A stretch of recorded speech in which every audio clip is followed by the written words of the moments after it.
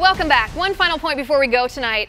Everything you need to know about the Manafort indictment. The whole thing is confusing. Both sides are trying to spin it to fit their particular narrative.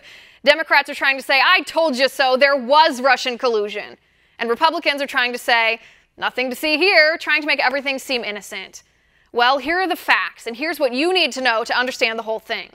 First of all, neither of those claims from either side, Republican or Democrat, neither is true. The most important thing is none of these charges against Paul Manafort have anything to do with the 2016 election, or Russian interference, or any collusion between the Trump campaign and Russia. None of them. Even the mainstream media, who have been stirring an empty pot for the past year, trying to cook up collusion between Trump and the Russians, are admitting today that these charges against Manafort have nothing to do with the election. Okay, so what actually happened here then? What happened is former Trump campaign chair Paul Manafort was indicted this morning by Special Prosecutor Robert Mueller on 12 charges. These charges include conspiracy against the United States, conspiracy to launder money, failure to register as an agent of a foreign principal, false and misleading FARA statements. FARA, by the way, is the Foreign Agent Registration Act. Another count of false statements, and 7 counts of failure to file reports of foreign banks and financial accounts. So the important thing you need to know about the charges is the conspiracy against the U.S. is not related to Russian collusion. That charge means Manafort's work on behalf of a foreign government that he did not disclose to the U.S. government. And then he lied about it. It's similar to obstruction of justice. It's not a treason charge, though.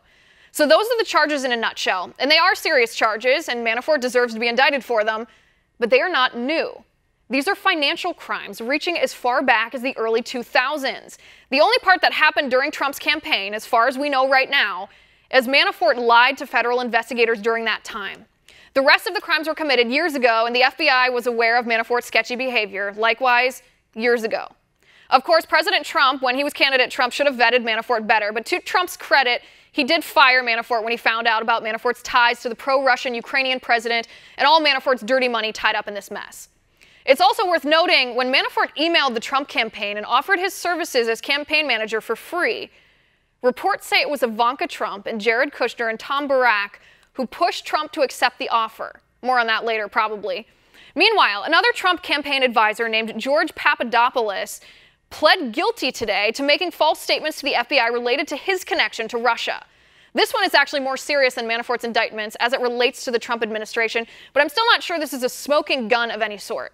This guy, Papadopoulos, reportedly offered, while in a meeting with Trump campaign officials, to facilitate a meeting between Trump and Putin. He claimed he had connections that could make that happen.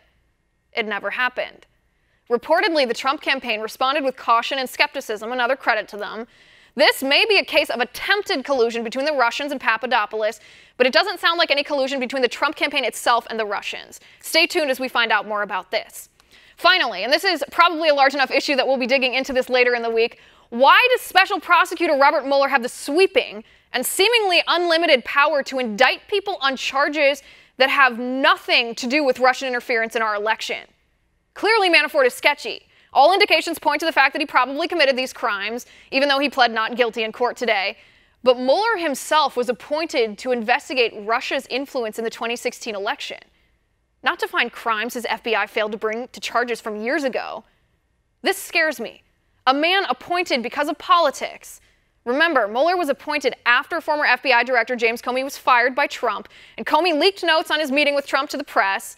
Deputy Attorney General at the time, Rod Rosenstein, appointed Robert Mueller after Comey leaked those notes, so the whole thing was political to begin with. And it's very troubling to me how much unlimited power Mueller has, since none of these charges have anything to do with Russian interference in our election. And then the bonus piece of information, we'll be covering this tomorrow. Tony Podesta, brother of John Podesta. John Podesta, as you remember, was Hillary Clinton's campaign chair. Tony Podesta quit his position at the Podesta Group today. Now, this is important because of the possible ties between the Podesta Group and Paul Manafort. We discussed this briefly last week. Paul Manafort had ties to Russian money, clearly. Manafort was also reportedly tied to John Podesta and the Podesta Group, who of course were tied to Hillary Clinton, who at the time was Secretary of State, right at the time when Hillary's State Department approved the sale of 20% of U.S. uranium supply to a Russian nuclear company. Much more on that tomorrow, but for now, that's what you need to know, and that is my final point. You can reach me on Twitter at Liz_Wheeler. If you liked the show, please send me an email at oann.com/contact. In the meantime, catch us here tomorrow at 9 p.m. Eastern, and until then, have a good night.